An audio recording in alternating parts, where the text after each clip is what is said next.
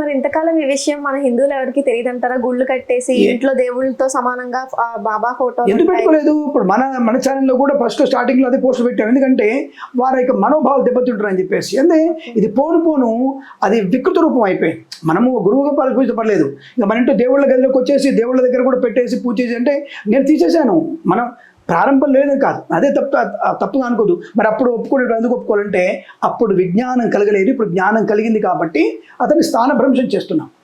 అంతే తప్ప గురువు నమస్కారం చేసుకో. నేను షిరిడి చాలాసార్లు వెళ్ళాను. షిరిడికి షిరిడి వెళ్ళాను, శనిసింగినప్పుడు వెళ్ళాను, పక్కన త్రియంబకేశ్వరం వెళ్ళాను. అక్కడ షిరిడిలో ఉన్నాం మేము. నాకు ఎటువంటి ఇబ్బంది లేదు. కానీ గురువుగా మాత్రమే చూస్తాను. నేను దేవుడిగా నేను పూజించేటువంటి అవకాశం లేదు.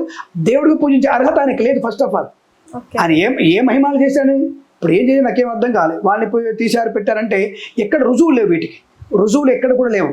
ఇప్పుడు ఆయన బాబా కిందటువంటి శిష్యుడు కానివ్వండి, ఇంకోటి కానివ్వండి, వారికి అయినట్టుగా మీకు పుస్తకంలో కనపడుతుంది. మేము దాన్ని పరిశోధిస్తే ఆ పరిశోధనలు ఎక్కడ నిజం అని తినలేము. మాకు ఎక్కడ తినలేదు. మేము కూడా పరిశోధన చేసాం. ఆ పరిశోధనలో మనకి ఆయన ఎక్కడికైతే బూడిదలోంచి పిల్లాడు పడుతూ తీర్చాడే విషయంలో అది ఎక్కడ మాకు కనబడలేదు. ఆ ప్రాంతానికి వెళ్ళాం, ఆ ప్రాంతంలో అటువంటి సంఘటన జరగలేదు. ఇది గ్యారంటీ. కాబట్టి దానికి ఇప్పుడు ఏమైందంటే ఇప్పుడు ఒక్కొక్క జ్ఞానవంతులు అవుతారు. అంటే మన మత విశ్వాసాలు దెబ్బకొట్టేటువంటి వ్యక్తుల యొక్క వికృత రూపం బయటపడుతూ ఉంటుంది. అంటే ఇప్పుడు ఆయన చెడ్డవాడ అనవచ్చు. మీరు నేనేమనట్లేదు. ఇందాక చెప్పాను, కబీర్ దాస్ని గౌరవిస్తాం. ఆయన ముస్లిం కానీ రామభక్తుడుగా ఉన్నాడు ఆయన. ఇలా మనకి చాలామంది ఉన్నారు. సో చాలామంది ముస్లిమ్స్ కూడా మీకు హిందూ సమాజానికి పాల్గొనే వాళ్ళు ఉన్నారు. వారిని గౌరవిస్తాం మనం. అలా సాయిబాబా కూడా గౌరవించే వరకే తప్ప ఆయన పూజించేటువంటి స్థాయి ఆయనకు లేదన్న విషయం వాస్తవం. నేను చెప్పేదంతవరకే. ఎందుకు ఇప్పుడు దేవాలయాల్లో కొంతమంది సాయిబాబా దేవాలయాల్లో ప్రతిష్ట లాంటివి చేసినప్పుడు ఆ దేవాలయాల్లో మేము కూడా వెళ్తుంటాం పూజలకి. ఇంకా దేవాలయం ఎప్పుడు వార్షికోత్సవం చేయాలి కదా. వెళ్ళినా సరే అక్కడ దత్తాత్రేయుడికి అందరికీ కూడా పూజ చేస్తూ సాయిబాబాని గురువుగా మాత్రమే ఆయన ఆరాధిస్తాను. నేను దేవుడికి ఎట్టి మీద ఆరాధించాను. నేను ఇంపాసిబుల్ అది. ఎందుకంటే అది కూడా చెప్పాను. ఎందుకంటే పురోహితుడు నేను. దేవాలయానికి వెళ్ళినప్పుడు ఆ దేవాలయం నా విగ్రహం ఉంది, దానికి హారతి ఇమ్మంటారు. ఓ గురువు రైట్, ఓకే, నా గురువు ఉన్నాడు, ముందు నాకు వేదం చెప్పిన గురువు ఉన్నాడు, జాతకాలు చెప్పిన గురువు గారు ఉన్నారు. ఆ గురువుకి చెప్పినట్టే పూజ తప్ప దేవుడిగా భావించి పూజ చేయను. అది ఇంపాసిబుల్. ఓకే, ఇందాక మీరు ఒక మాట అన్నారు, అసలు దేవుడు కాదు ఈ ముస్లింలందరూ కలిసి హిందువుల్ని ఆకట్టుకోవడానికి చేసినది అని చెప్పి. అయితే కానీ వాళ్ళు కూడా కనీసం పట్టించుకోరు కదా బాబాకి అంటే ఆరాధించడం కానీ. అక్కడ మీరు షిరిడికి వెళ్ళారో లేదో, అక్కడ చాలా మంది వచ్చేసి శుక్రవారం నమాజ్ కూడా చేస్తుంటారు. ఓకే, ఆ యొక్క సమాధికి నమాజ్ కూడా చేస్తుంటారు. అది మీరు ఇప్పుడు కూడా చూసుకోవచ్చు. ఇప్పుడు లైవ్ లో మీకు కనబడుతూ ఉంటుంది. ఇప్పుడు కూడా అది సాయిబాబా ట్రస్ట్ లైవ్ లో కనబడుతుంది కాబట్టి దానికి ఎటువంటి ఇబ్బంది లేదు. అంటే ఈ మధ్య మరి వార్తలు ఎంత నిజం అవుతుందో తెలియదు మనకు కూడా. కానీ అక్కడ వచ్చేటువంటి ధనం అంతా కూడా హిందూ వ్యతిరేకులకు వెళ్తున్నట్టుగా తెలుస్తుంది.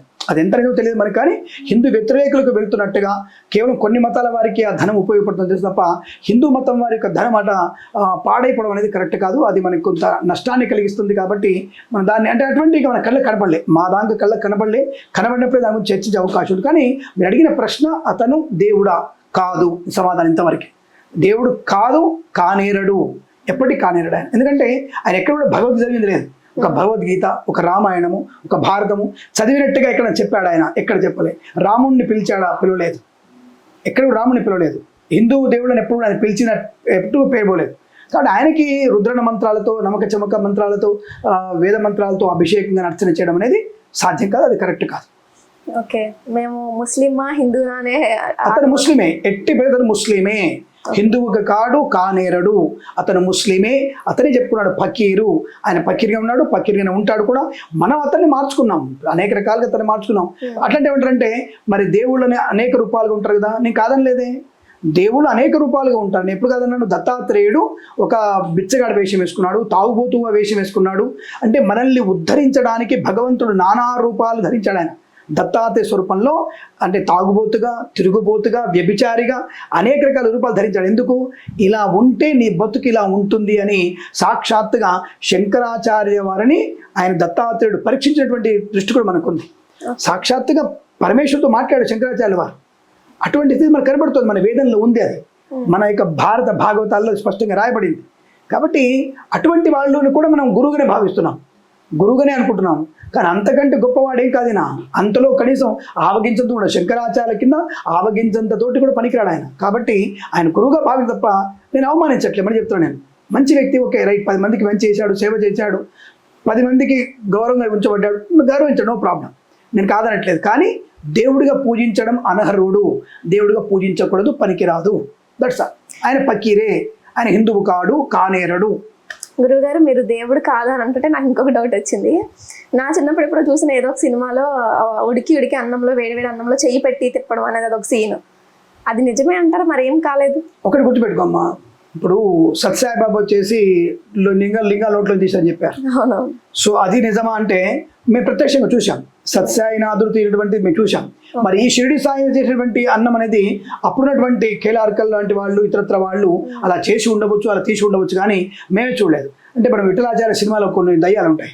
విఠలాచార్య సినిమాలో కొన్ని తెల్ల దయ్యాలన్నీ కూడా కాళ్ళు పొయ్యిలు పెట్టి మంట పెట్టుకోవడం, చేతితో అంత కలపడం, ఇవన్నీ కూడా చూసాం. మరి అది ఇది ఒకటేనా అంటే మనకు తెలియదు ఆ విషయంలో. కాబట్టి చేసి ఉండవచ్చు. నేను అదే అంటున్నా, గురువుగా తనకి శక్తి లేదనట్లే, శక్తి ఉండవచ్చు, అలా తన చేతులతో కలిపి ఉండవచ్చు. కానీ నేను ఆ పుస్తకాలు చదివినంత వరకు తప్ప అది ప్రత్యక్షంగా చూసింది కాదు కనుక దాని గురించి మేము కానీ సత్సాయినాథుడిది మేము చూసాం. తన యొక్క నిఘం తీయడం అనేది మేము చూసాం, మా కళ్ళారా మేము చూసాం. ఒక 20 ఏళ్ల క్రితం మేము చూసాం కాబట్టి దాన్ని స్పష్టంగా తెలుసుకోగలిగాం.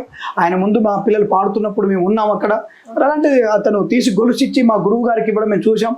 దాన్ని మరి అంటే కొందరు చేతిలో ఏదో పౌడర్ పెట్టుకొని ఏదైనా చేయొచ్చు, వస్తూనే ఉంటుంది. అదంటే మరి చాలా మందికి రావాలిగా, చాలా మంది అలాంటి టెక్నిక్ వాడాలి కదా. సరే, అది అందుకనే అంటాం మనం, అదంతా భగవంతుడికి ఇచ్చా. ఇప్పుడు అటువంటి వ్యక్తుల్ని మనం తప్పట్టడం అంటే ఇక్కడ మనకి ప్రత్యేక కనబడుతుంది. ఇప్పుడు ఎంతమంది సేవ చేసావు, ఎంత వేదోద్ధరణ చేసావు, నా సనాతన ధర్మాన్ని గొప్పగా డెవలప్ చేసిన వాడు నాకు గొప్పవాడు అవుతాడు. నా సనాతన ధర్మాన్ని గొప్పగా డెవలప్ చేసిన వాడు, నా ధర్మాన్ని ఉద్ధరించిన వాడికి నేను ఎప్పుడు కూడా గులాంగిరి ఉంటా తప్ప ప్రతి ఒక్కళ్ళకి వచ్చి గులాంగిరి ఉండాలంటే కుదరని పని. అలాంటప్పుడు ఇక ప్రతి ఒక్క దర్గాలో పకీర్లందరూ కూడా వచ్చేసి నా మతం మీద పడి నా వల్ల గొప్ప అయిందంటే ప్రతి పకీర్కు నేను వచ్చి దండం పెట్టాల్సిన అవసరం నాకు లేదు. అది ఎట్టి పరిస్థితులు అది ఆక్షేపణీయమే. అది దాన్ని నేను ఉపేక్షించే అవకాశం లేదు, ఆయన దేవుడిగా పూజించే అవకాశం లేదు.